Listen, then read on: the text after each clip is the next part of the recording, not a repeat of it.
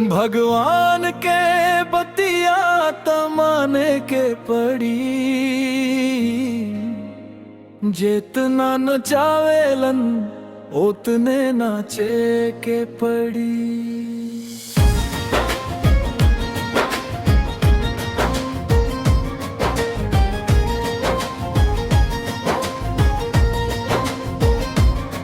भगवान के बतिया तमाने के पड़ी, जितना नचावेलन उतने नाचे के पड़ी। जे साच बा ओकरा के माने के पड़ी, दिल खोली ओकरा गले लगावे के पड़ी। भगवान के बतिया तमाने के पड़ी, जितना नचावेलन उतने नाचे के पड़ी।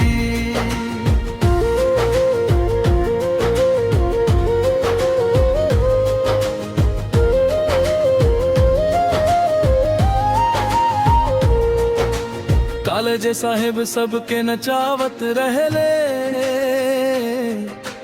आजू भीड़ में अकेले खड़ा मिलले।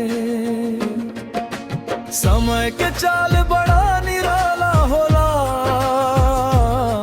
पल भर में किस्मत के पन्ना पलट जाला। अभिमान के बोझा उतारे के पड़ी, सांच के गले से लगावे के पड़ी। भगवान के बतिया तमाने के पड़ी, जितना नचावेलन उतने नाचे के पड़ी। जे साच बा ओकरा के माने के पड़ी, दिल खोली ओकरा गले लगावे के पड़ी।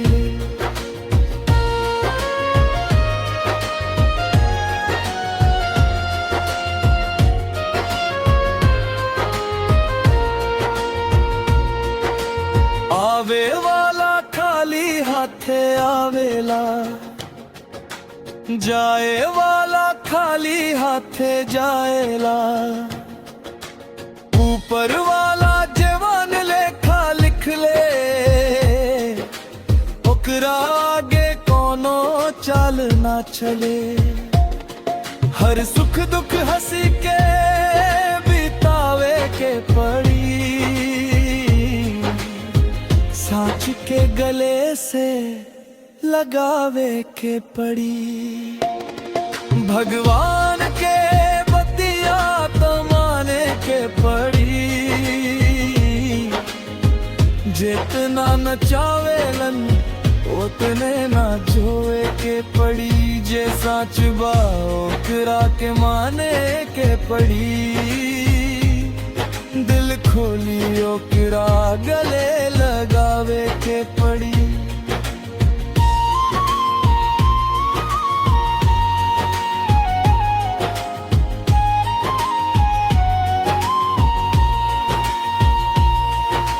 जिंदगी के डोरी ओ करे हाथे बा, सास सास के हिसाब ओ करे पासे बा। जवन हो खेला ही में भलाई बा,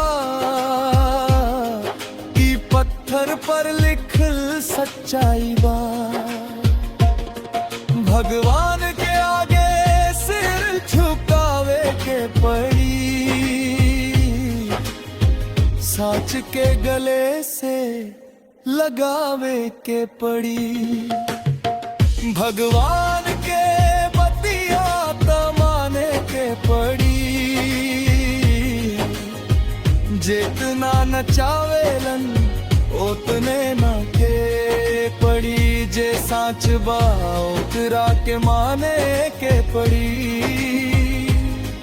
दिल खोली ओकरा गले लगावे के पड़ी।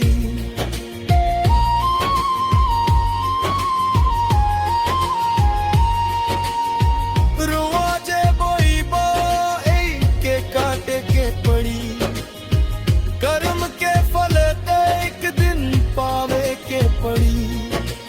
नेकी के राहे हमेशा चलत रहो, लोभ मोह से अपना मन के बचावत रहा। मन के मैल रोज धोवे के पड़ी, सांच के गले से लगावे के पड़ी। भगवान के बतिया तमाने के पड़ी, जितना नचावेलन उतने नाचे के पड़ी। जे साच बा ओकरा के माने के पड़ी, दिल खोली ओकरा गले लगावे के पड़ी।